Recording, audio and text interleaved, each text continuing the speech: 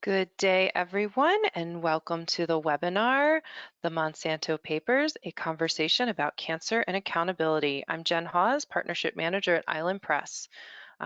Before we begin today, I'd like to go over some logistics. The webinar today will flow as follows. We'll have a brief presentation from Carey Gillam on her new book, The Monsanto Papers. Following that, Mackenzie Feldman of Herbicide-Free Campus will conduct a brief presentation. We'll then introduce Michael Miller and Lee Johnson. Michael was a lawyer in the case against Monsanto and Lee is a plaintiff. After the presentations, we'll open it up to audience questions and Mackenzie will moderate our discussion. You may submit questions at any time during the presentation. To do so, use the questions box in the GoToWebinar panel, which should be on the right side of your screen. If you have any problems, there's also a chat box to connect with the organizers.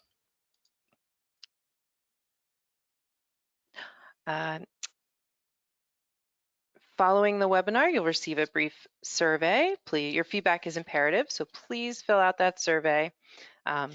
We appreciate that. And this webinar is being recorded today. Now, I want to make sure that you know that Carey's book is on sale. We are having a ebook sale, $4.99 this week through the 23rd. Please feel free to get your copy at that great price from any of your ebook providers. Or if you'd like a physical copy, we're giving 30% off with the code webinar from islandpress.org. Now, I'd like to give you a little information about Island Press. We are an environmental nonprofit book publisher. Founded in 1984, our mission is to provide the best ideas and information to those seeking to understand and protect the environment. We elevate voices of change, shine a spotlight on crucial ideas, and focus attention on sustainable solutions like we're doing today. And the Herbicide-Free Campus is our co-sponsor of this webinar today. Herbicide-Free Campus envisions a toxic-free world created by student action. Their mission is to empower the next generation of environmental leaders to create safer, more sustainable living and learning environments for all by starting locally and advocating for organic land care on their campuses. I'd like to introduce our panelists now today. Carey Gillam is with us. She is an investigative journalist that has spent more than 20 years reporting on health and environmental impacts through the agrochemical industry, including 17 years working for Reuters news agency.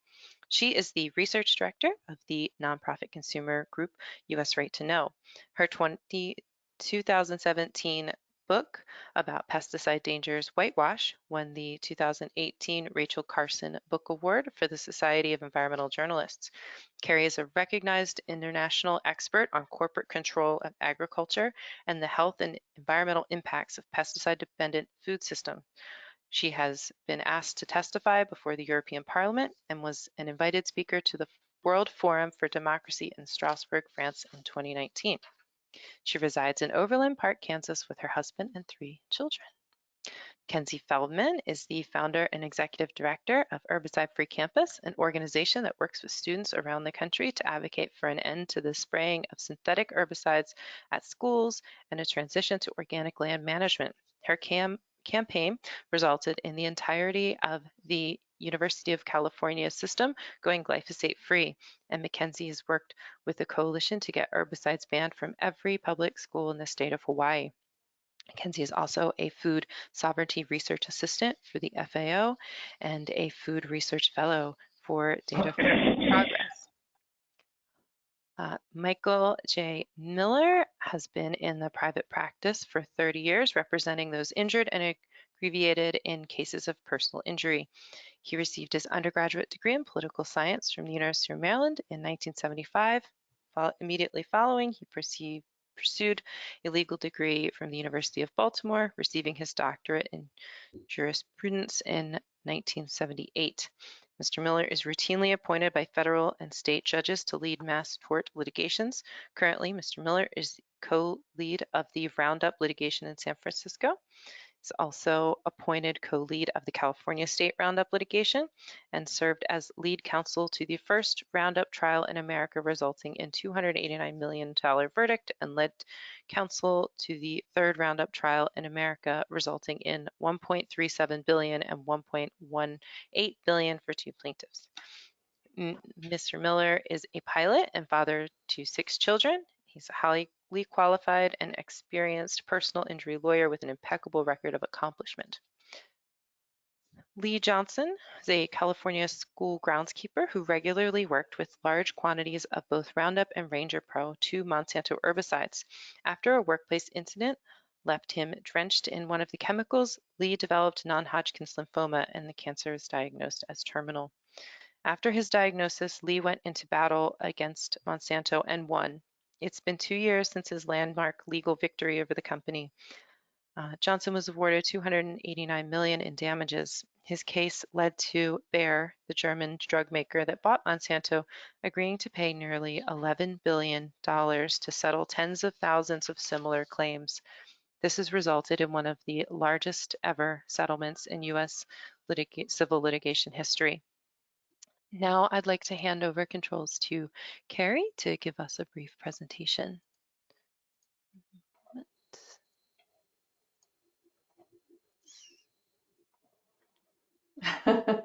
All right, I've got to share my screen. See if we can do this. All right, can you see the presentation now, Jen? Yes. Okay, great. Thanks for having me here. I feel very lucky to be with this group. Let's see. All right, are we good? Now you can see everything? Yep, looks perfect. Okay, great. So the first thing I wanted to say is, tomorrow is Earth Day, and I just wanted to make note of that because as a journalist who's covered the agrochemical industry, food and farming and the environment for, the last 20 some years, I've become really profoundly aware of, what we're doing to the environment and what we're doing to ourselves. And what I hope that people understand in all of the work that I do is that my message really is we're allowing our world to become sicker and sicker. We're allowing our air, our water, our food, and our environment, and critically our own selves to be contaminated with environmental toxins. They're making us weaker, they're making us vulnerable, and not just to, COVID-19 and what we've seen through this pandemic, but also to cancers and other illnesses and health problems. We have so many people who are suffering now. And I really think we owe it to our children, and our grandchildren and their children and grandchildren to try to change the path that we're on. And I think Earth Day is really a good reminder for us that we need to care for the earth as we care for our kids, because when we poison our planet, we're poisoning the future for our children. So we call this a conversation about cancer and accountability. And I think that, that is really what this book speaks to, is accountability. People trying to hold corporations accountable. Lee and Mike Miller can both speak to that. They're both champions in that regard. But we all really need to work for more accountability because there are a range of companies and a whole range of chemicals that are endangering public and environmental health right now.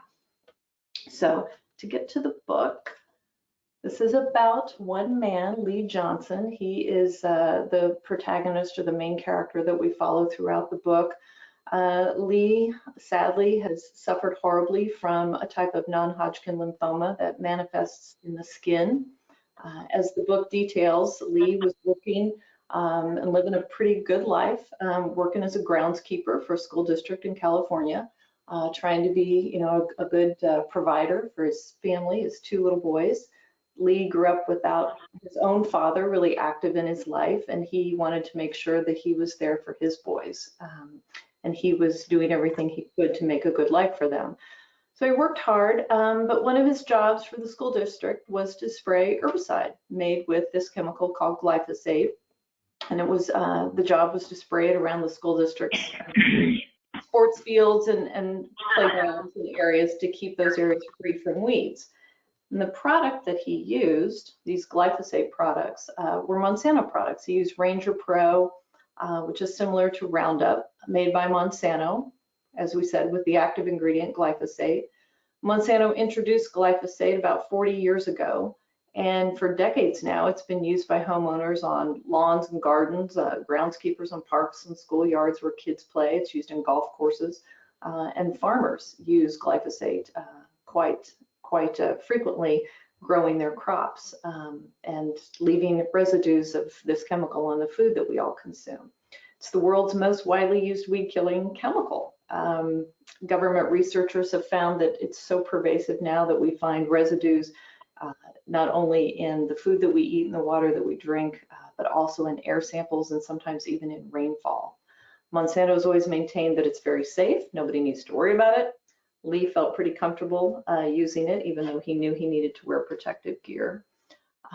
But the book follows Lee as he goes to work, and he has an accident where he is dosed with this or doused in this weed-killing chemical, and how he comes to find that his once perfect skin, he always liked to say he had perfect unblemished skin, becomes diseased and really ravaged with lesions and cancer.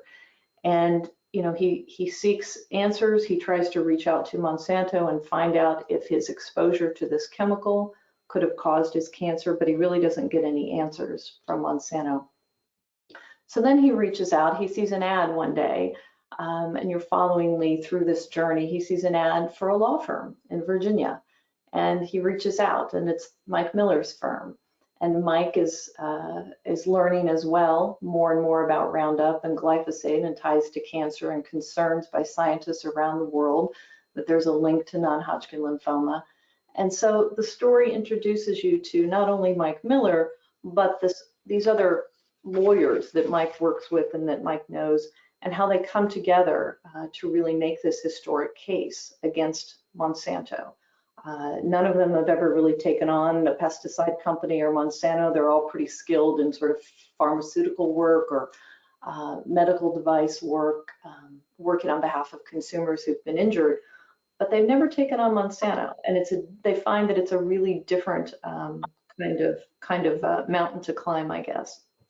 So you follow these lawyers, and you see that the thing that drew them into this litigation really was this March 2015 classification by the International Agency for Research on Cancer, declaring glyphosate to be a probable human carcinogen.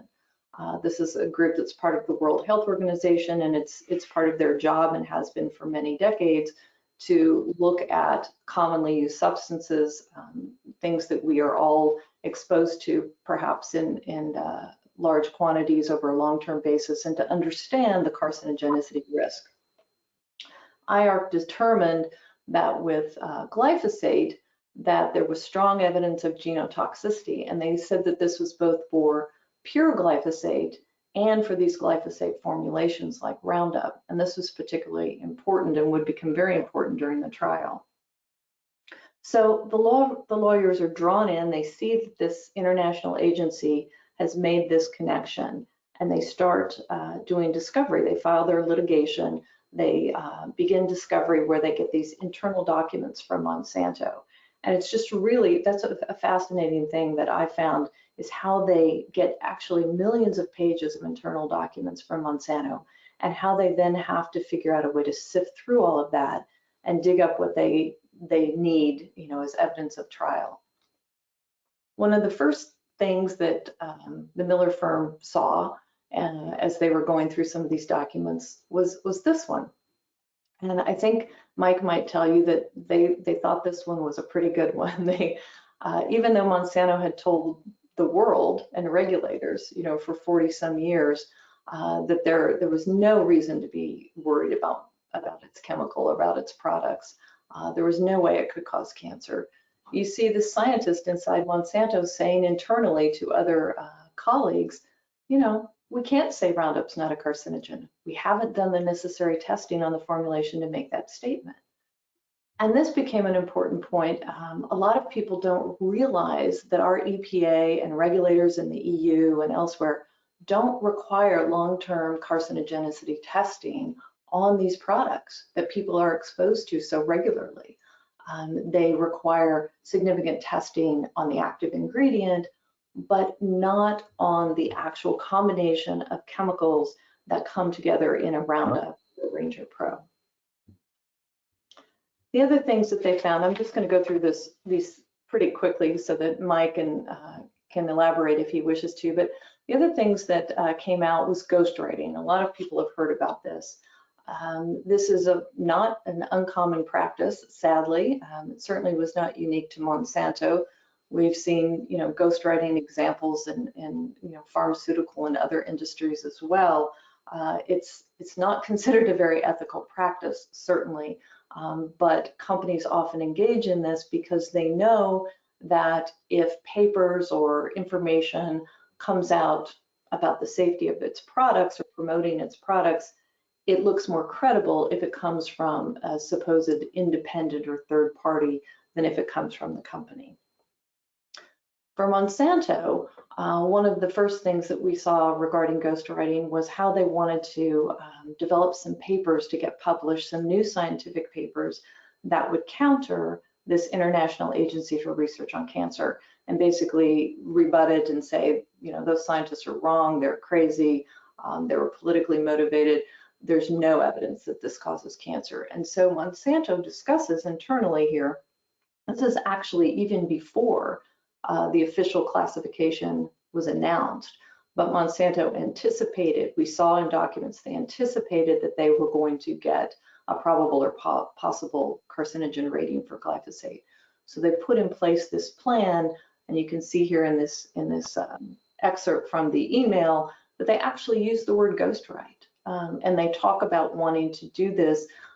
They could find authors to edit and sign their names, but we would be doing the writing. And recall that is how we handled William Croson Monroe 2000. William Croson Monroe was a very important study, a very important paper that was published in the year 2000 because it was foundational for regulators around the world. It declared no reproductive harm, no cancer risk. Glyphosate is, the be-all, end-all of safe chemicals. Another ghostwriting example that we learned about through the Monsanto internal documents that we call the Monsanto Papers was the ghostwriting of magazine articles. Forbes was a common target for these ghostwritten pieces, but we saw in these documents that Monsanto went back and forth and they did edits. They had a PR firm involved, and they really wanted to get these papers out there defending glyphosate, and this Henry Miller, this academic, was more than willing to put his name on this and get this published. Now, once Forbes became aware of this, they did pull down these things that had Henry Miller's name on them because they were known to be ghostwritten then. Another example that we saw in the internal Monsanto Papers was Monsanto's employment of a media house that would write op-eds and letters to the editor that could be placed in newspapers and news outlets around the country. And they would find people's names to be authors, in quotes you see here. But Potomac writers would do the heavy lift, and then they would get those placed. And again, this is so it looks like third-party independent people are speaking out and writing about the safety of glyphosate. And this was a paper, this was not actually about glyphosate necessarily, it was more about GMO grain being fed to livestock.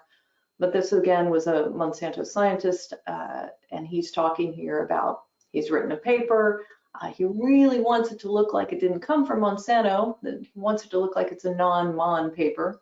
But he's concerned he's not going to be able to find academics who will just want to take something they did not produce and slap their names on it. Plenty of questionable EPA interactions that we saw in the internal Monsanto documents. There was one sort of story or saga that I wrote about, many reporters wrote about it because it seemed so just egregious and outrageous. This was around the time as well, 2015, when IARC was making its classification of glyphosate as a probable human carcinogen. And this agency that's part of Health and Human Services, which is called the Agency for Toxic Substances and Disease Registry, ATSDR, wanted to do a review of glyphosate as well, wanted to look at the toxicity. Certainly this was because so much evidence was building at that time, scientific research from around the world indicating that there was a problem with this chemical. ATSDR is looking at this. Monsanto decides, you know what, we really don't want them to look at this. This could be another IARC, and they jump to ask the EPA to help them. Several individuals within the EPA at the very top levels of the Office of Pesticide Programs. There are emails that talk about Jim Jones and Jack Hausinger and others who essentially jump to help Monsanto intervene with ATSDR. And you see, this became a rather famous email. Individual in EPA that was responsible for the cancer assessment review of glyphosate, Jess Rowland. And Jess Rowland here, Monsanto considers him to be quite a good friend. And this internal email, they're discussing a conversation that one of them had with Jess, and Jess is willing to help try to kill this ATSDR review. And you see that they relate that Jess has told them, if I can kill this, I should get a medal. Monsanto doesn't know if they actually can kill it, but it's really good to know they're going to make the effort. And then you see in this other email, again, a reference to Jess Rowland. He'll be retiring from the EPA. He could be useful as we move forward with ongoing glyphosate defense. And these sorts of interactions seem very worrisome. They were worrisome enough to get the Office of Inspector General to say that they would take a deeper look into these cozy connections. Front groups, this is another thing that we knew about to a degree, but we learned much more about through the discovery documents. These are certain chemical industry propaganda groups that are aligned in different ways with Monsanto, Bayer, BASF, Syngenta, DuPont, Dow. The American Council on Science and Health has been a particularly active friend to industry. They have always proclaimed themselves to be independent of industry, but the internal documents showed that they, not only had relied on Monsanto funding in the past, but really wanted more Monsanto funding. Reached out, wanted to remind Monsanto how helpful they were in the defense of glyphosate. And you see this Monsanto executive here saying, we don't have a lot of supporters. We can't afford to lose the few that we have. Well aware of the challenges with ACSH, but you will not get a better value for your dollar than ACSH. And this particular organization, again, has been very active in targeting and trying to smear and harass and criticize people like myself and lawyers like Mike and scientists like those who sat on the International Agency for Research on Cancer.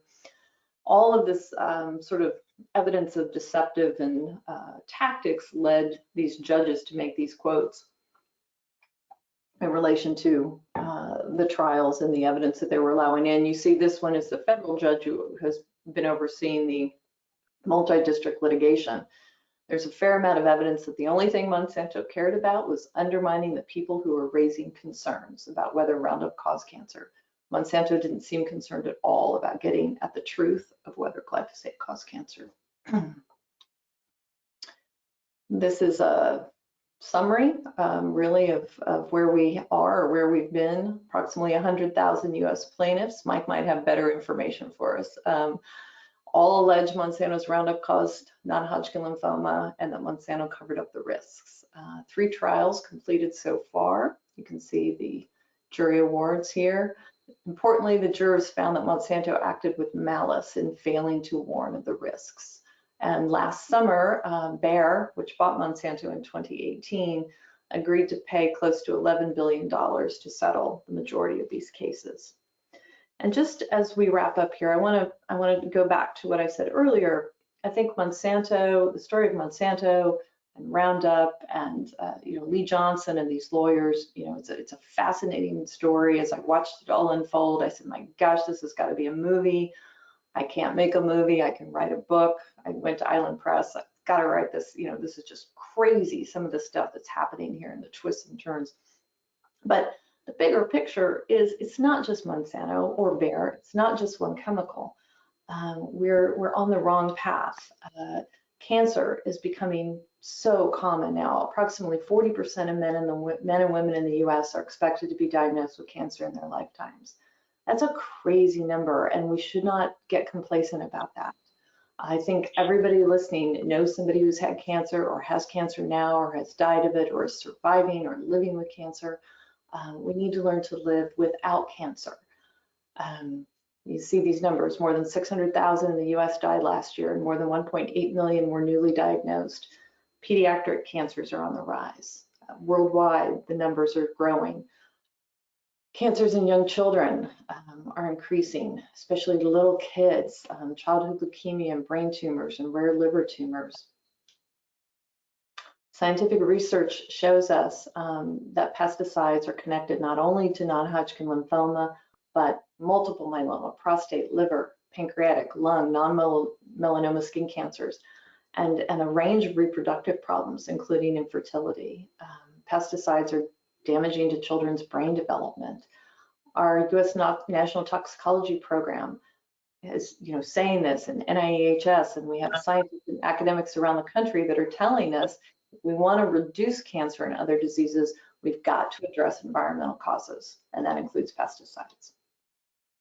DDT, this is a study that just came out last week. DDT exposure is linked to cancer risks 2 generations later. These are women who were exposed in the 60s and then had babies, and those babies had babies, and they're still seeing increased risks tied to those women who had DDT in their blood serum in the 60s.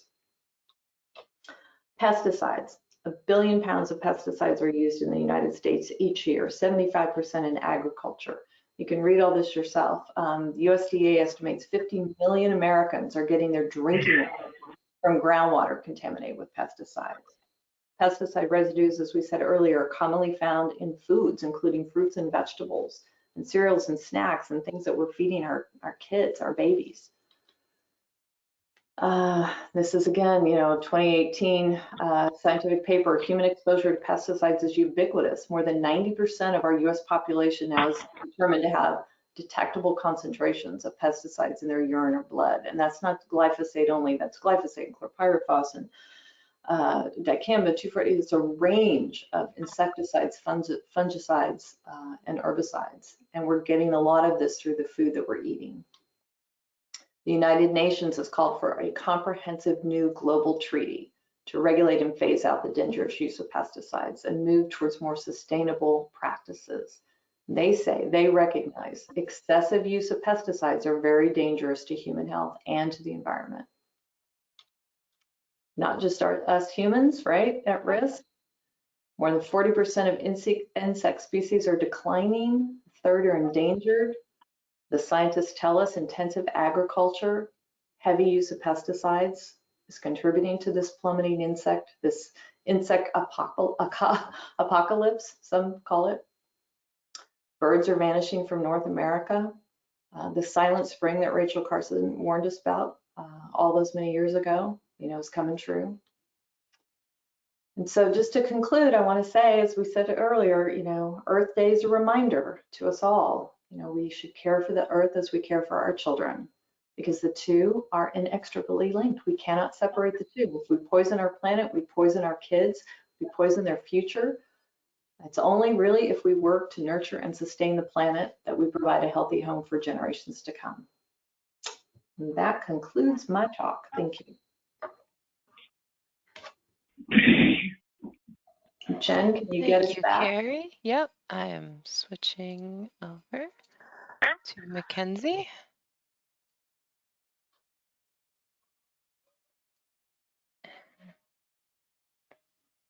All right, can you hear me? Yes.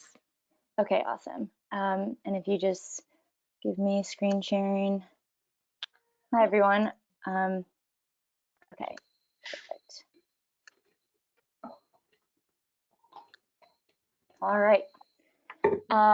Thank you so much, Carey, for that overview of the issue. And if you haven't read the Monsanto Papers yet, highly, highly recommend. Try not to spoil it too much in our discussion. As Jen mentioned, my name is Mackenzie Feldman, and I'm the Executive Director of Herbicide-Free Campus. And we are an organization that works with students around the country to eliminate herbicides from schools and work with groundskeepers to transition to organic land management. This was a photo taken pre-COVID at one of our work days. In the chalk, you can see it says using hands, not herbicides, and that's a huge part of our mission. Here you can just look at our vision and our mission, and really what we focus on is empowering student leaders. We work with students all over the country, and we train them on how to build power and create teams and work with groundskeepers and really do advocacy and show up for work days and really understand soil health, so that you can come to groundskeepers with the alternatives, because we know that, you know, if you're asking groundskeepers to stop spraying, it's often more labor intensive. And so we really want the students to be able to show up and you know, show that they're committed and are willing to pick weeds alongside groundskeepers in order to, you know, really have a campus that works for everyone, that's safe, and that's not sprayed with toxic chemicals. So just a little bit about the history of Herbicide-Free Campus.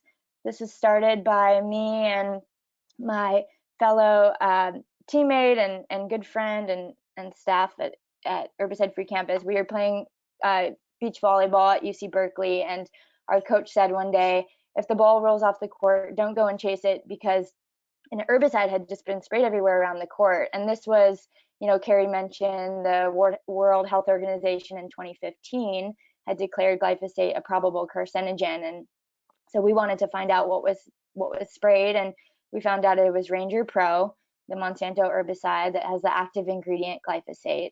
So they were spraying a probable carcinogen around where we were practicing. And so Bridget and I met with the groundskeeper, and we just said, can we pick the weeds by hand instead of you spraying this? And he said, sure, I just don't have the staff to pick the weeds, but if your team wants to do it, sure. So our team started picking the weeds before practice, and we really only had to do it a couple of times. It wasn't a big deal. And so that area is no longer sprayed with herbicides. And we thought, wow, this is a really, you know, interesting model of having students involved in order to stop the spray. And so we decided to expand it to the rest of campus.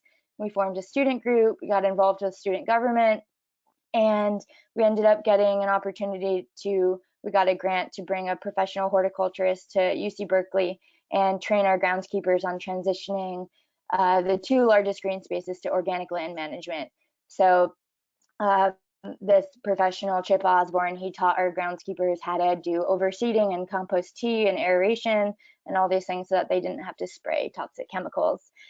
And then I graduated and found myself in San Francisco at the trial of Lee Johnson versus Monsanto, because I was really interested in this. And I'm from Hawaii, and Hawaii is ground zero for industrial agriculture, and they spray an immense amount of chemicals. Monsanto, you know, now Bayer, a lot of these large chemical corporations have a big presence in Hawaii. And so this was an issue I had been following as I grew up. And so I knew about the issue when this happened to me at the beach volleyball court. I was aware that, you know, that pesticides were dangerous. And so I was really interested in going to this trial because nobody ever took on Monsanto. And I was really compelled by Lee's story. And we ended up befriending each other in the trial. And Lee is now an advisor for a campaign, and just so much gratitude for everything that he's done for this movement. I know he calls himself the accidental activist and didn't mean to get into this, and you know, with this horrible tragedy that he's going through. And we'll talk a little bit about this later, but just the fact that he, you know, is willing to put time into preventing people from going through what he's going through is so inspiring, and he's a big mentor for our students. So anyways, we expanded this campaign to other UC schools, and when the UC University of California president heard about the glyphosate trial, they wanted to ban glyphosate at the UCs because of, you know, potential litigation. And our student activists really pushed the president, and we did petitions and showed up to a bunch of regents meetings. And so yeah, we got the UC system to ban glyphosate on all 10 campuses. And you know, as Carey said, it's not just glyphosate, there's so many other chemicals, and so we're really pushing the UCs to transition to fully organic. And in 2020, we were working with 18 schools in 10 states. We have 7 staff. We launched a high school pilot project, and this year we really decided to hone in and create an accelerator program. So we're working with 6 schools in 6 states, and our goal by the end of 2021 is to get all 6 of these schools to become completely herbicide free, and then we can move on to more schools. But our vision is, for every school in the country to be herbicide free, not just universities, but every school. And obviously, this issue is much larger than schools, and what our students and our staff, we really want to see farm workers protected and get these toxic chemicals out of agriculture. And we believe that if we can get this done at schools, it can have ripple effects in the community and in agriculture. All right, and yeah, here's a photo of me and Lee. We brought him in the summer of 2019. We brought Lee and his family to Hawaii, and we went to a bunch of islands and met with the Department of Education and Parks and Rec and many different decision makers. And they were so compelled by Lee's story. It's one thing if just a bunch of activists are saying to stop spraying, but if it's a groundskeeper, Lee knew how it went, knew why people were spraying. It's obviously much easier sometimes to spray, and so people, he could really speak that language, and people could understand from him. And when he says, I sprayed this, I got sick, I don't want anybody to be spraying this anymore and have to go through what I'm going through.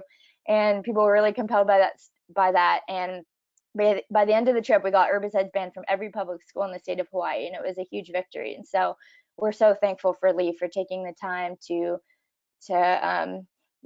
really stand up and use his platform. And we're still, we talk all the time about plotting our next move and how we're going to do this in California and beyond. And so Lee is a huge inspiration to us, and you'll hear from him in a bit.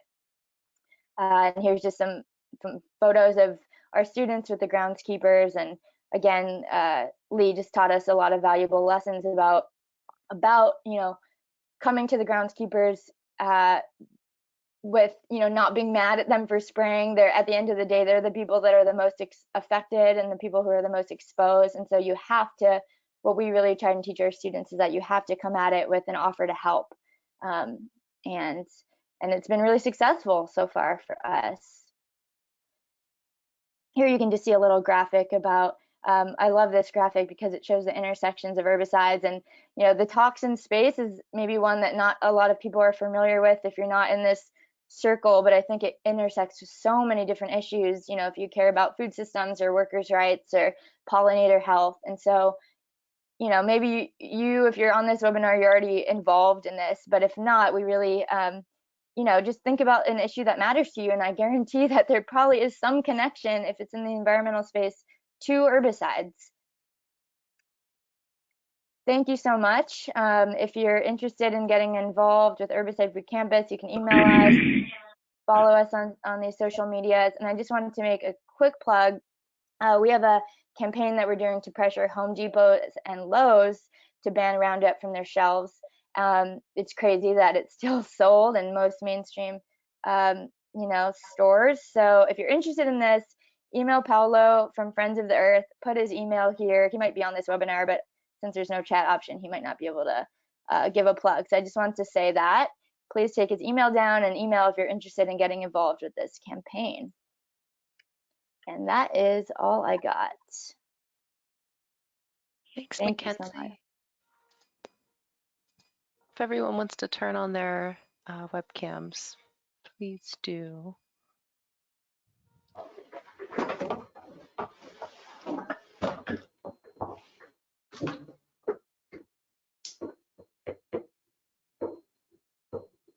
And Lee's calling in from his phone, so we won't be able to see him, right? Yes. Okay. And feel free to put your questions in the chat. We have a few here so far, but please do ask your questions. Mackenzie will get us started with a few for our panel, but we will be asking your questions as well.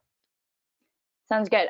Before I start diving into questions, Mike or Lee, do you want to introduce yourselves?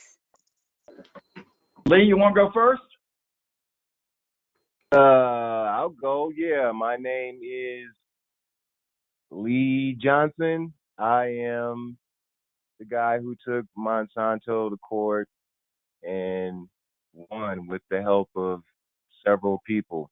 My story is very, I don't know if it's difficult or complex or whatever. I guess it gets difficult when you talk about my illness or whatever. But yeah, I was exposed to Ranger Pro a couple of times over there at my old job in Benicia, and it affected me very seriously and gave me cutaneous T-cell lymphoma, and it's a skin and blood cancer, and it's very serious. It's very intense, and I've been pretty close to death a few times. Um, I'm in a dip right now because of switching healthcare and other things and personal stuff. But yeah, that's my story. I mean, I just introduced myself a little bit. It's just a guy that was basically doing his job, got exposed to chemicals, ended up with cancer, found out the source or origination of my cancer, and ended up getting a lot of support behind that and getting other people to help if they need it, and getting this thing to be something that can be heard in the courts throughout the U.S. So I'm just happy to be here, happy to still be alive, and I'm happy to be a part of the cause and able to help out in whatever way I can. Thank you. Amen. I'm Mike Miller, and it's been an amazing honor, and I mean that, to represent Lee Johnson over the last 5 years. I got to know him not as a client, but as a man, as a father, as a husband. He's a real keeper. The guy's a real keeper, and he fought this, and is still fighting this, and pray God will beat this. And it's been the tip of the spear. I mean, everybody knows, 100,000 clients, $11 billion, and all these huge verdicts. That's great, but you have to meet Lee Johnson to know that this book that Carey wrote about, it's like the Pelican Brief. I mean, it's like Lee and I and a bunch of other people lived this. It was crazy, and Carey lived it with us. I mean, I was in court on Monsanto for once a week at least for 5 years, and every time we came out of court, there's Carey Gillam writing down in her paper and asking people questions. So if you haven't read the book, for God's sakes, go read the book. Carey's right. The only person that wasn't in that courtroom when that verdict was read that I wish would have been there was Rachel Carson, because I just know the year I got out of high school, she wrote a book that moved me then, and it's moved me since. And it's young people like Mackenzie that are going to carry this on long after this old man slowed down. So hats off to you, Mackenzie. I love what you're doing. I just think it's amazing. What to say when after 38 years of practicing law, I decided, I'm going to go take down Monsanto. And most of my friends said, hey, you're batshit crazy. Don't do it. You're going to lose what little money you have and respect you have because you're going to get killed. You can't beat them. But we never took no for an answer. And Carey showed a ragtag group of lawyers that were with us, and it was a hell of a lot of fun. And having a good guy like Lee Johnson as a client made it all that much more fun. And I'll give you one anecdote, then I'll yield the floor. And Carey talked about a lot of the amazing things, but really two anecdotes. Dr. Perry, we found out early in the ball game that Monsanto had gone in 2001 to an independent scientist to see if it was possible Roundup caused cancer. And he told him, yeah, it's real possible. Do a couple simple tests and you'll know right away. Did they do the test? Hell no. Instead, they made him sign a confidentiality agreement to never talk about it. And on they went, selling billions and billions of dollars of Roundup after that to people like Lee Johnson. So getting the truth out matters. Carey got it out. And as hard as we worked for Lee, we wanted Lee to be the first one to trial. We wanted to tell Lee's story. So there's evidence that came out since Lee's trial that's even more compelling. We talk about Hawaii. Monsanto's a convicted felon now for what they did in Hawaii. That's just a fact, all right? I mean, they're a convicted felon. We now know there might be some people watching this webinar, it can't be that bad.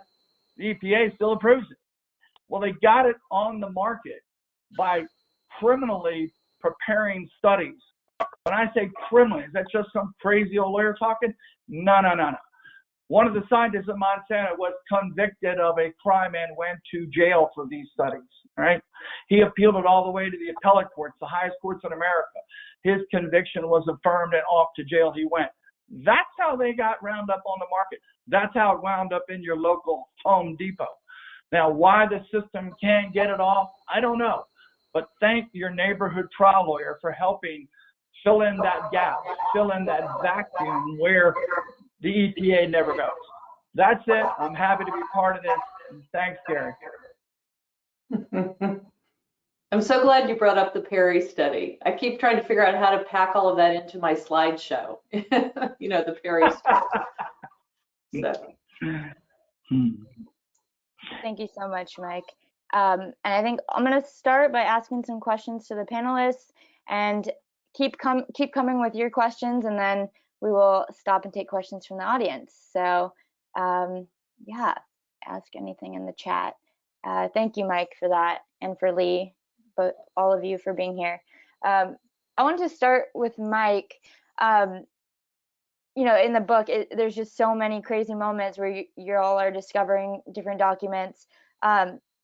Why did you decide to first take on Monsanto? And did you know that you would be discovering, you know, that kind of crazy evidence and emails, or were you really surprised by that?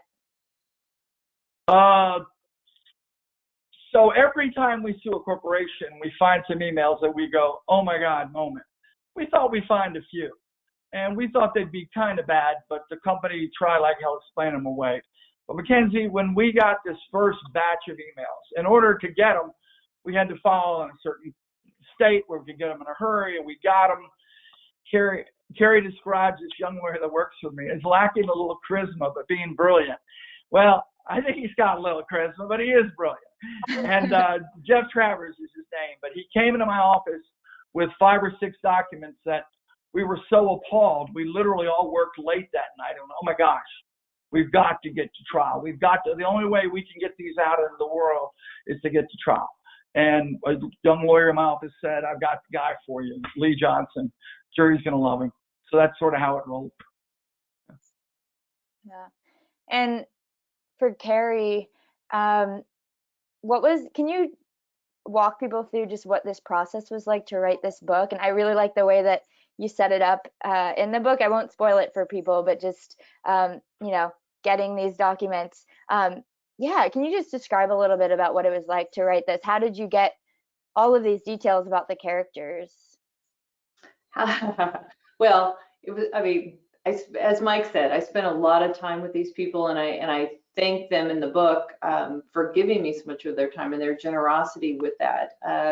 You know, I really felt like they didn't let me be part of anything I shouldn't have been part of, but I did get to be there, the fly on the wall, for a lot of conversations and a lot of meetings and conferences, and to just really understand, first of all, the process, you know, and all the things that they had to put together to be able to bring this, you know, historic case to trial. And it was a real examination. I say this book not only, to me, I think, is just a really crazy ride and a really compelling story of one man, Lee Johnson, and his struggle and his pain that he goes through with this cancer. I mean, I describe in a lot of detail what he's going through, but also these lawyers. Because you hear so many complaints about, you know, plaintiffs' bar and mass tort and clogging up the courts and just exploiting plaintiffs and that kind of thing. But I really wanted people to understand that people like Mike and Amy and the other people who were involved in this, they literally do put millions of dollars of their own money and their lives and their reputations and their careers on the line. And, you know, there were some lawyers in this who were, you know, mortgaging their homes and taking out loans and doing all these things because they don't get paid unless they win, you know, and they stand to lose a lot of money, and it's years of their time. And so you see in the book, I think, to a degree, the extent of that. And I don't think it's a perfect system. I know Mike, maybe he does.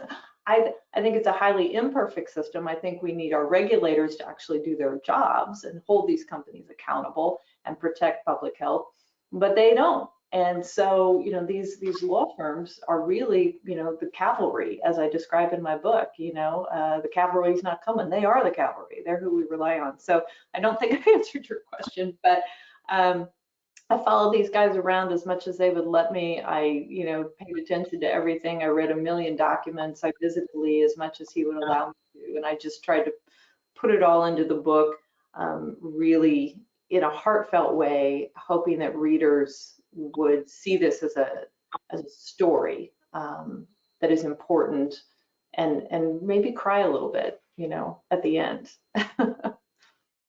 When you wrote Whitewash, did you know at that point that there'd be a bigger story to tell later? Did you know all of these crazy documents would unravel, or were you surprised as you went through that journey?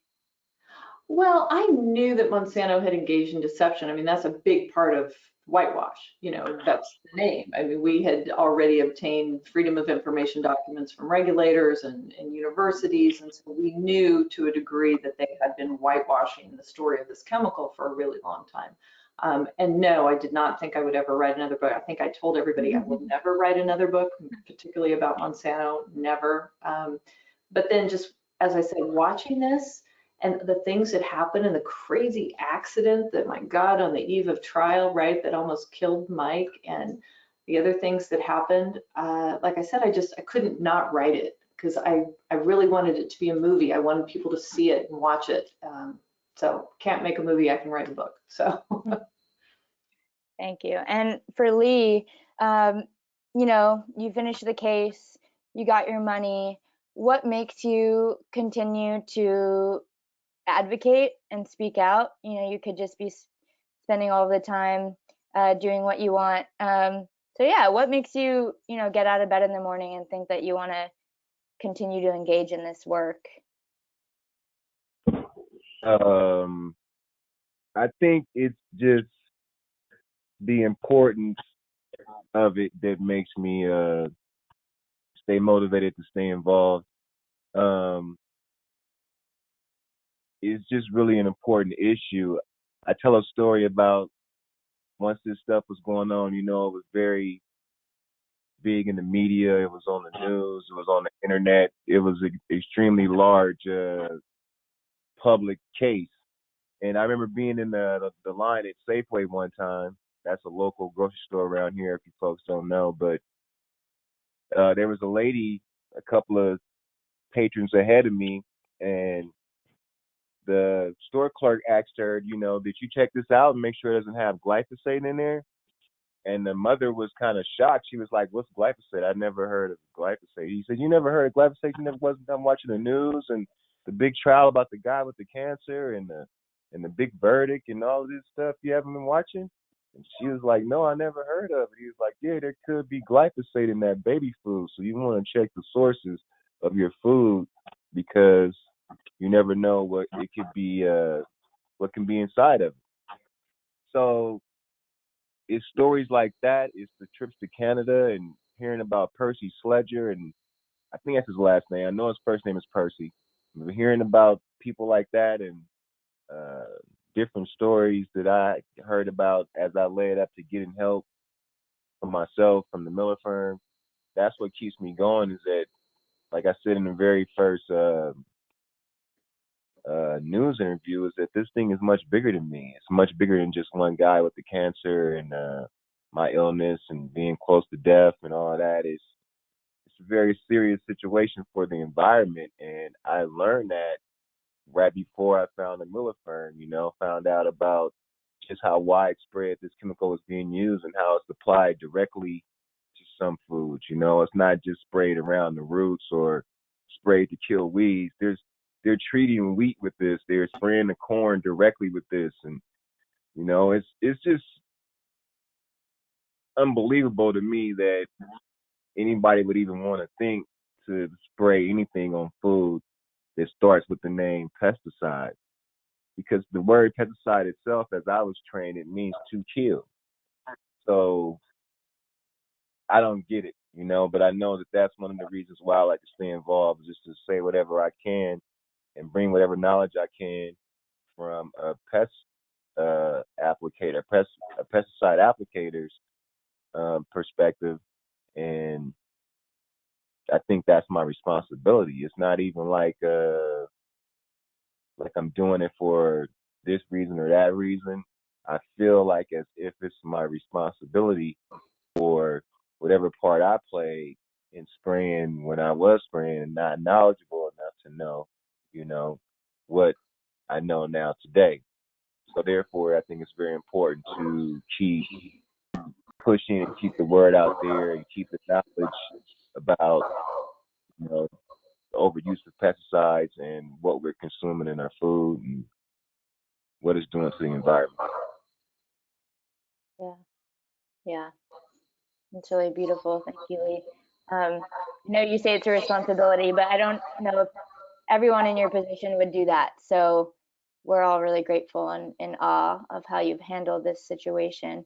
Um, for Mike, can you tell us a little bit about how, you and Carey explained this in the book, but kind of started out with you and then all these different lawyers coming together, and then kind of how at the end of this got handed to the Miller firm. To Baum Headland, because of the accident. Can you kind of just describe how all of these different lawyers from around the country came together to work on something and how that decision was made?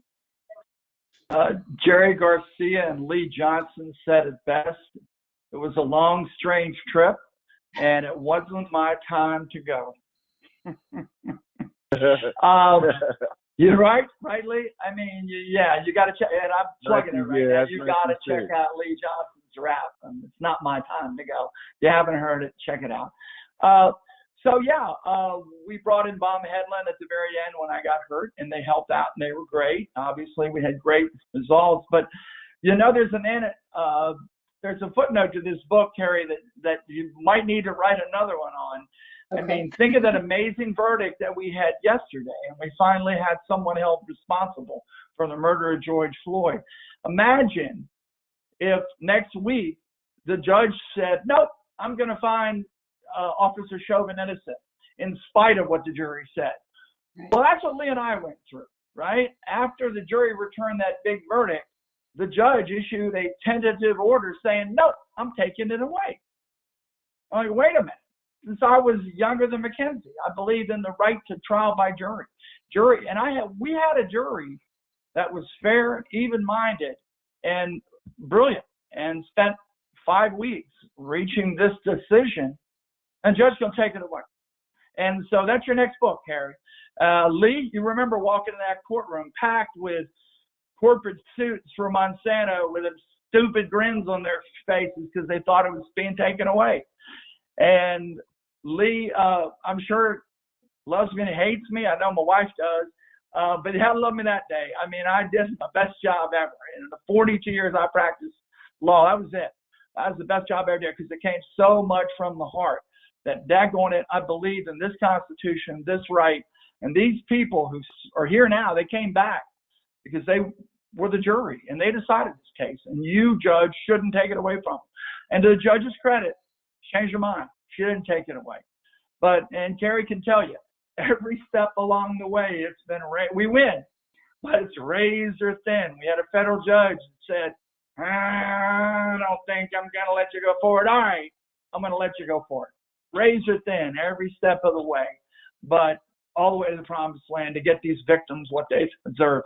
And Lee, there's 100,000 people in this country that are going to get some small measure of justice. It's going to be because of you, Lee Johnson, because of you. Yeah. Well, I'm really proud of that. And you should be. Like I said, that's just one of the reasons that keeps me going because I never felt so much support and so much love from strangers and people that I don't know. And it definitely, ever since this case hit the news, the first time it hit the news, it's been a reach out from a bunch of different people like Mackenzie and other people who had their own struggles and their own situation with glyphosate and Monsanto and chemicals and whatever and cancer. And I just became a part of their story. So, yeah, like I said, I'm glad to still be here and to be a part of it. And it's not my time. I'm still here struggling, but it's better than not being here at all. So I'm proud to be able to help and proud to be able to be a part of this. It's something big. Can I ask Michael, say something? Yeah. You can hear Oh. me. Yeah, no, Mike, on that note, you're right. And I think it's important to point out, and I write about that in the epilogue of the book, Good. about what happened. You should read the epilogue. But I read the book. I didn't read the epilogue. but these jurors were so, outraged, and I wonder that they wrote letters to the judge after she issued this tentative ruling and said, how dare you? No, they were really, really upset about that. And many of them, and I talked to them, of course, for the book, and still am in touch with some of them. Many of them have become motivated, much like Lee, like to be active and be more outspoken about this issue, because they were so moved by the trial, by Lee's plight, and the evidence that they saw. But I thought it was extraordinary that these jurors took that length to communicate to the judge. Do you see that often, Mike? No, never saw it before, and I try a gosh awful lot of jury trials. And just so people around the country aren't confused, while we were in San Francisco, 26 jurors were excused because maybe they couldn't be fair to Monsanto. These 12 that were picked were tried and true, fair and impartial. They weren't screaming liberals and trying to change the world. These were 12 hardworking people from a broad spectrum of the community who then became so invested in the tragedy, the needless tragedy that befell Lee from this, that they became activists. And I thought that was hope for America.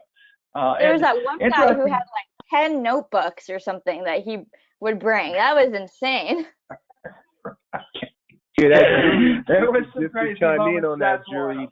the jury really threw me off, because you know how you sit there and you try to read people by sitting here saying, well, this one has their eyes closed, or this one is looking out the window, or this one doesn't look like they care at all. You can't go on those looks, because it's almost like they're playing with you, like they're playing a role, because none of these people that I was looking at were anything like they were when that trial was over and we met in the back there. None of those folks were what their faces were saying. So you can't judge a book by the cover, especially a jury. Yeah, that was quite a story. The story of the old man juror who Brent, who was giving Brent the eye, and Brent thought if they'd lost the trial. I don't know. I remember walking out after the verdict, and one of the jurors, this older woman, was kind of standing outside, and I was like, oh wow, are you happy to be done with this? And she goes, oh, I can't wait to go home and Google Monsanto, because I had never heard of them before. I'm gonna get a glass of wine and Google Monsanto now. And I said, oh, you'll need a bottle of wine for that one. I want to know from Mike, and then I'll quit interrupting here. Did you think, truthfully, from the beginning that you guys could win this case, or did you think it was, 50-50? New information. So I just been trying cases against a pharmaceutical company for bladder cancer, and IR came out on the second trial and said, yep, probably causes bladder cancer. So we had studied juror after juror after juror in that case, and we were taken back by how much prestige and respect and decisiveness IARC had on them. So once we saw IARC had concluded that Roundup was a probable human carcinogen for one specific cancer, we felt very optimistic. Again, no one had ever won against Monsanto. You showed DDT. You can thank your friends at Monsanto for that. Agent Orange, thank your friends at Monsanto for it. A lot of lawyers over a lot of years had gone up against Monsanto and been chewed up, spit out. So on one hand, we're thinking, oh man, this is great, we're going ahead. But on the other hand, nobody else has won. How are we going to do it? So it was a mixed bag. Yeah. I got to tell you, I didn't really think you guys could pull it off. I guess because I'd seen Monsanto for 20 years as well, and they always prevailed. They always won. But you guys really nailed them on that. They haven't won any of the appeals either. It's no, we we took over the appeal, as you know, in the post-trial motions. I had the privilege of arguing the appeal, and we're happy to report we won. We lost on one issue and again, they reduced the amount of damages because that was unfortunate. We felt they shouldn't have done that, but we won on everything else, and pretty happy about that. We're waiting. We think we'll be arguing the Piliad appeal in June, but we haven't got a hard date yet. So, but Lee, I don't, you probably heard me tell you this at a basketball game or something, but I'll share it with everybody else. When I'm in ICU in the hospital with my kite surfing accident 3 days before trial, and I'm still thinking in my head, I'm getting out of this bed and I'm going to go try that case. Nancy, my wife, looked at me. She said, Lee Johnson's case has got to go forward. The story's got to be told, even if you're not there, buddy, and you're not going to be there. And she said, look, David, and bring in Bob Headlam, and let's get it done. And I'm like, go with it. So it killed me not to be the one to be there, but I'm so happy for Lee that, because we could have got a continuance with the lawyer in the hospital, but Nancy and I and Dave made the right decision, I think, to get Lee to trial. He deserved it, and that's what we did. And you guys had laid all the groundwork. You had laid everything out already I was in a box with a bow, and a big bow on it, but I wasn't there to open the box. And somebody needed to open the box and show it to the jury, and Dave Dickens and Brent Wisner did a great job at that. They truly did. Yeah. All right, we have a ton of questions in the chat, so I'll just start diving in to ask some of those.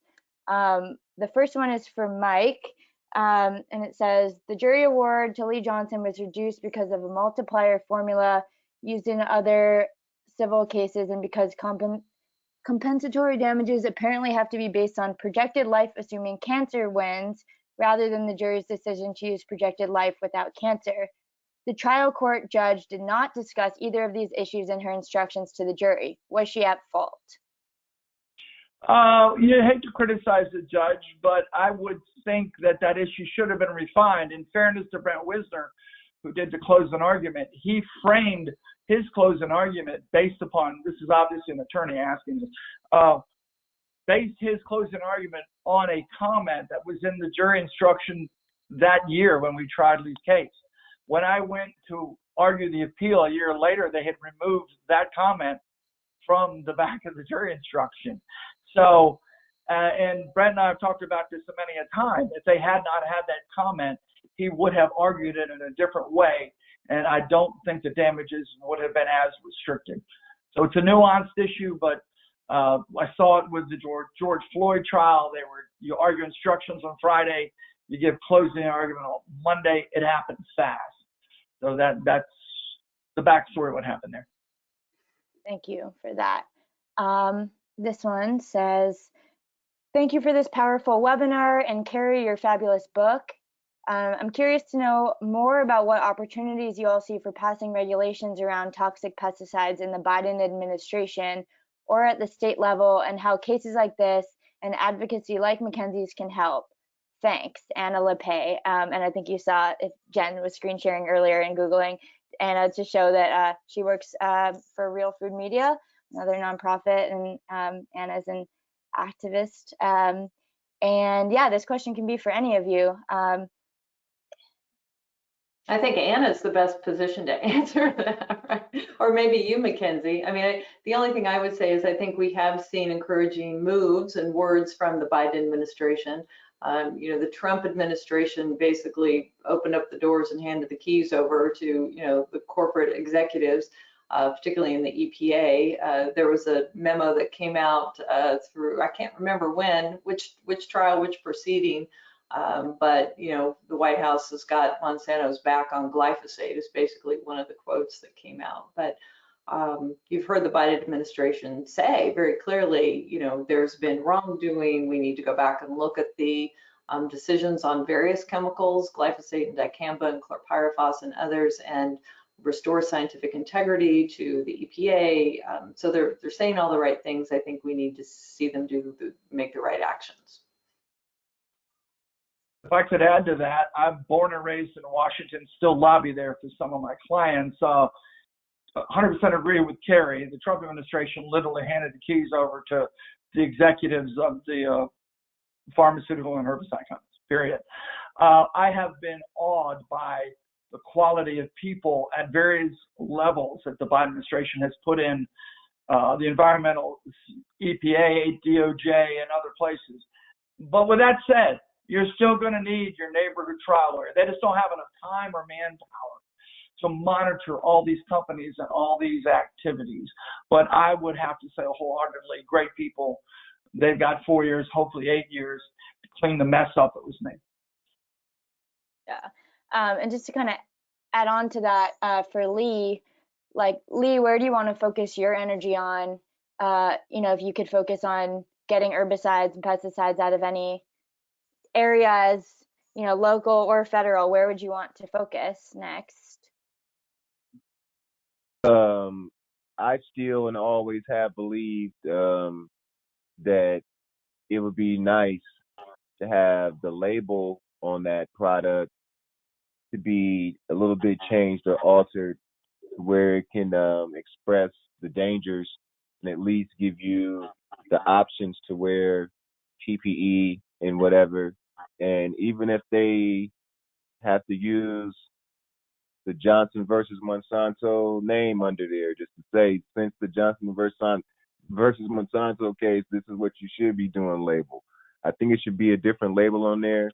The one thing I noticed that when you do see that stuff in the store, is the shelves are full of it. It's not like they're selling out anymore, like it's just a hot product. I think people have gotten the message, and that's what I want to do moving forward, is to continue to never let the message die. Because of our short attention spans these days, we could lose sight of this, or I could go on and start investing in stuff and get super rich and wouldn't care anymore. But I don't want that to be. I want to be grounded enough to where, just as new as the issue was when I got sick, that it stays that new, and that it stays that I keep my finger on it or my foot on it or something on it at all times, to where it's never not a part of my story, but just not the main part of my story. I definitely want it to take, take its place in my life for as long as I live. Yeah. Thank you. Okay, next question from Alexandra from Australia. How often has rebranding of the products been used to confuse or mislead people in what they're buying? Has there been an effect with Monsanto now being Bayer? Yeah, whoever wants to take that question. Mike, what do you think about that? No effect whatsoever. It's the most frustrating part of what we've done. I mean, we may have gotten 11.6 billion, according to Bloomberg this morning, paid to clients, but the drug is still on the market, it's still in the Home Depot. There's no warning. The EPA in the next 4 years hopefully will change that, but Monsanto was bought by Bayer for a reason. They want to take over that seed industry worldwide. They're fighting with a company called Syngenta for domination over that seed control. And people thought I was crazy when I went after Monsanto. Those same people tell me I'm really crazy because I'm going after Syngenta right now. So, but yeah, I'd love to see that warning. I'd love to see that so that more people don't get hurt like Lee and have their lives altered. Yeah. Yeah, how close do you think we are to getting that label, and what do we have to, like, can ordinary people play a part in that and pushing the EPA as well? Yeah, certainly, and I don't know about in Australia, I hope so, but in America, absolutely. I mean, League of Conservation Voters, it's an amazing organization. There's so many great organizations, but, I do hobby in DC, and they're sensitive. Both sides of the aisle, but more so the Democrats, are sensitive to the pressure from their constituents. Let them know your environmental issues are critical to you. Push, push, push. And we'll get something done. We will get something done. Mike, do you think that it's more important to have a label or to have it banned? Or where do you sit on that issue? Label or what? a ban?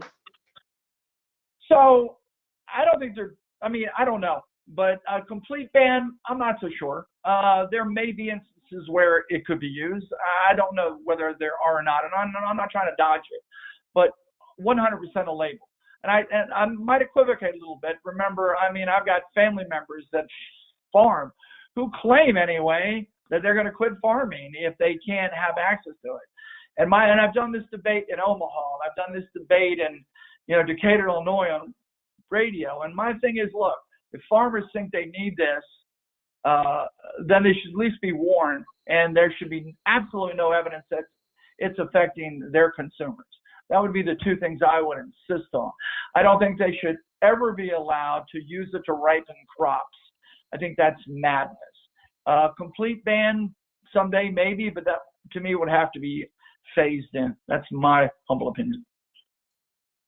Yeah, what I found out that, from just getting involved in this is that definitely what you think the EPA is supposed to do, the EPA does not do that. And I was taught what the EPA was supposed to do and how they're supposed to, when people get exposed to chemicals, how the doctors, even the hospital is supposed to report to the EPA, look, we heard this, we don't know if it's true or not, we don't know what really happened, but this guy from whatever town, Burger Town, whatever, he got exposed, and we just want to make note of it. Because if they would call and make note of it, then it would be more, evidence of what's going on. But most times the evidence train breaks down way low down on the line. And like people have told me when I started this whole thing, because it started way back, even before I had made the connection with the Miller firm, is that people told me, don't try to sue Monsanto. You can't win. They're connected to the government, this and this and that. It's all kind of stuff where people was like, just forget about it. Just take your cancer and go die, because you're not going to win against this company. Trust me, you won't win. And they'll ruin your life along the way as you go to trial. They're going to say this, they're going to say that. And, I was warned. Like, people were telling me, oh, no, not them. Don't try to go against them. So, yeah, I definitely hear you guys on all of that, because I was definitely warned as a plaintiff before I even met Mike. No, don't even try those guys. Let me back up what Lee's saying. When Lee says he was active in this before we got involved, 100% true. He called. He figured this out. You can say, Lee's the groundskeeper. Lee's one of the smartest guys I've ever met. Not educated, but smarter than Dickens. He figured it out. He called Monsanto after a doctor told him, oh, no, I got the label here. It doesn't cause non-Hodgkin lymphoma. He didn't buy that. He called the company. And then they told him, oh, no, it doesn't have it. He called back 6 months later, and they flat out lied to him again. And so I got in, not my car, in my plane, and I flew out to Missouri, and I asked the doctor who lied to him, why in the heck did you lie to him, right? When all these studies after studies show this stuff causes non-Hodgkin lymphoma, why didn't you tell Lee Johnson when he called about this study or that study? So, yeah, Lee tried. His family doctor wouldn't buy what Lee figured out, and Monsanto wouldn't tell him the truth about what he figured out on his own before he ever called any lawyer. Yeah, true. I gotta give a little plug here again for Mike, for the book, but Mike, watching you do depositions, I described Mike doing one of the depositions with Bill Hayden's, and it just, that masterful, like the way that you sort of reel him in and you get it, tripping up on his words, and you lay this trap and just bring him in and then lay out this email that totally contradicts exactly what he just Thank you. said. And I tried to really show that as best I could in the book, but it's just masterful, the strategies that you use to get the truth Well, thank out. you. It's an honor to do it for Lee Johnson, I'll tell you that, and his family. I would like to say about the way that you wrote the book is that it really, as being the person that the book was written about and being the focal point of the book, and had never, like, how if somebody's writing a book or something, or you're writing a book, you get to see it as it's happening, or the person sends you some copies and lets you see what they're writing. I didn't see any of that until the book was in its cover.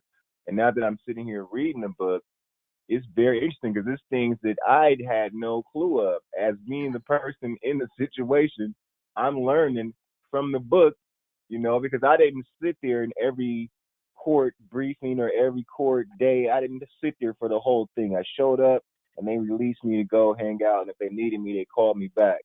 But I'm learning so much about evidence and this and that. And it says this is the Monsanto Papers is what this book is called.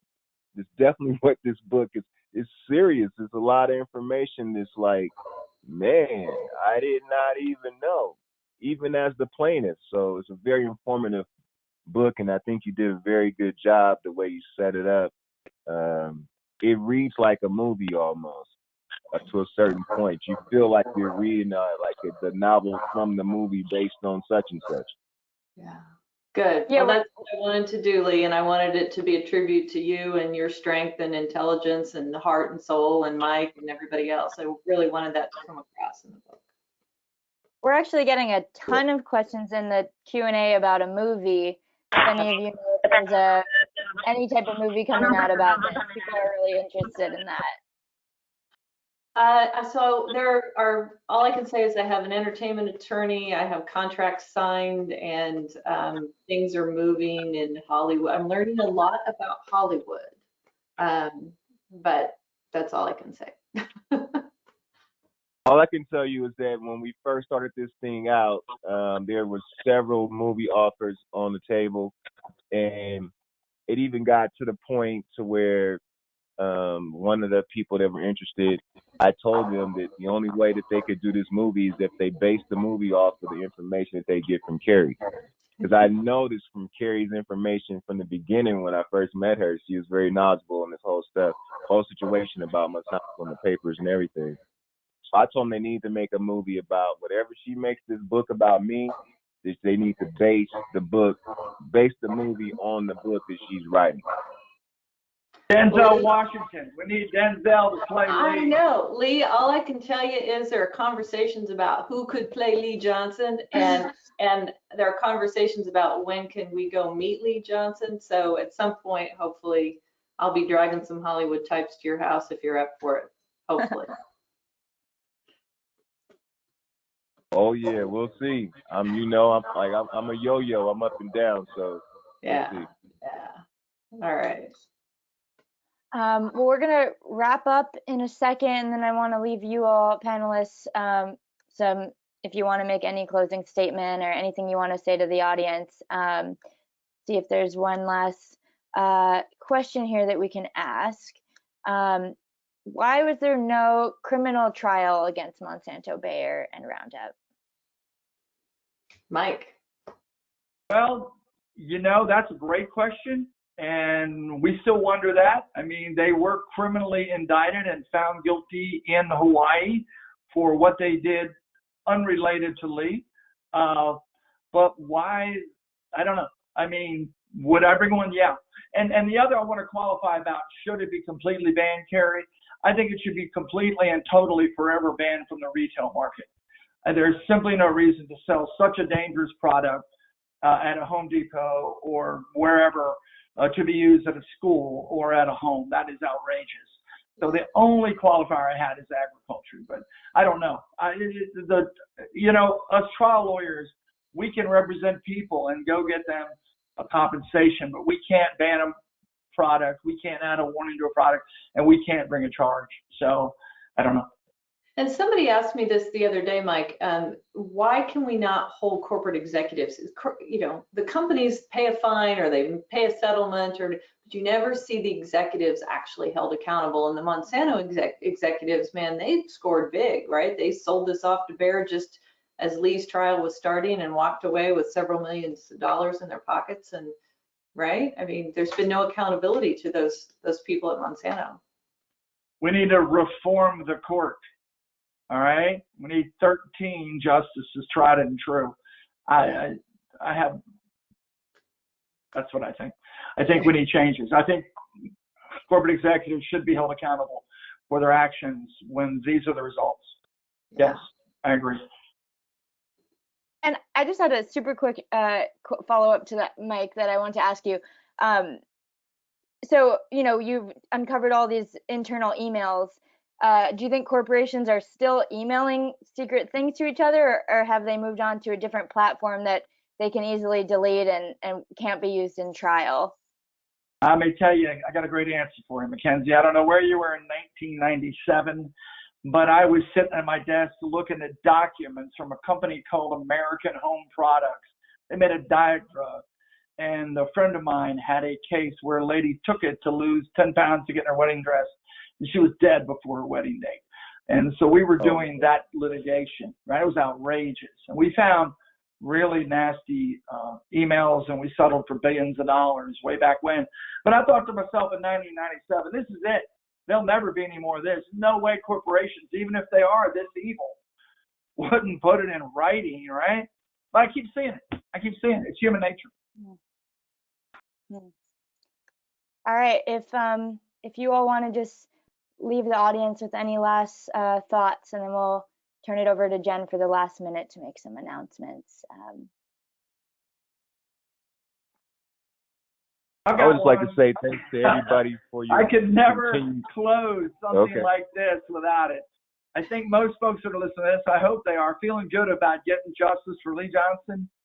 You wouldn't get it in 95% of the countries in the world. And the only reason you're getting it in America, not because we have an EPA, because we have a Democrat in the White House, it's because the Constitution allows you the right to a trial by jury. If we limit that right to trial by jury and limit those crazy trial lawyers that do that, if you limit them from doing that, you take away Americans' fundamental rights. Protect that right to trial by jury. Yeah. Thank you very much. Yeah. Lee, what were you going to say? I just want to say thanks to everybody on this panel for having me on the panel. Thanks to everybody that's listening in. And thanks to everybody that's given me all of this support throughout this case. Before the verdict, during, after, everybody was very positive. And that's what I just want to say thanks to any and everybody that's involved. Because I can't tell each one individually. So hopefully whoever's listening, they'll know that I appreciate them. And thanks for your support throughout this struggle. And you got a lot of love in the comments, Lee. I didn't get to ask or read off everything, but a lot of people commented and just said how inspired they are by you. And I think Jen put your website in here, antlee.com. Go listen to Lee's music. It's awesome. Thank you for being here. That's beautiful. Thanks a lot, Jen.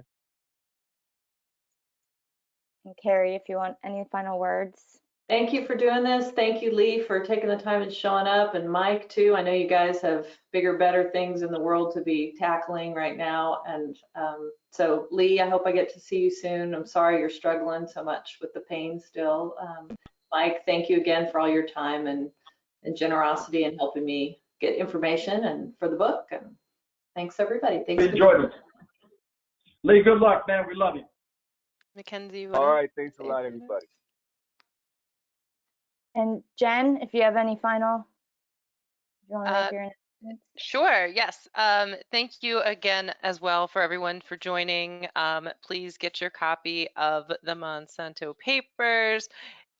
We have it for a great price right now. And we really appreciate the panel for participating today. So thank you so much for everyone for being here. If you'd like to donate to the Herbicide-Free Campus Network, please do so. I'm including that information in the chat. They're doing wonderful work. We are so appreciative of Mackenzie for partnering with us on this conversation. We'll have a recording out to you soon. Please fill out the survey, and thank you all for participating. Thank you so much. And just to give you an idea, we can, with $1,000, we can start this campaign at a new school. So it's a pretty tangible thing. We want to get this going at every school in the country. Thank you so much for listening, and thank you, panelists, for being here. Thank you. Thanks again. Bye.